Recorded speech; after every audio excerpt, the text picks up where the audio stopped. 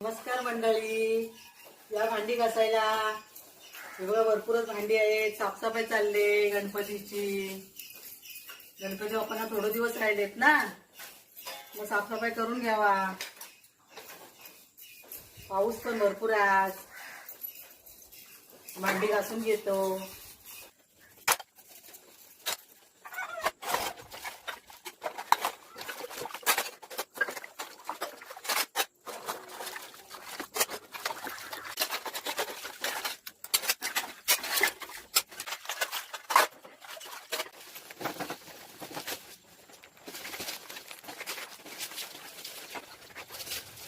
मांडी काढताना किला तुटला ना, तो किला लावता येत आता.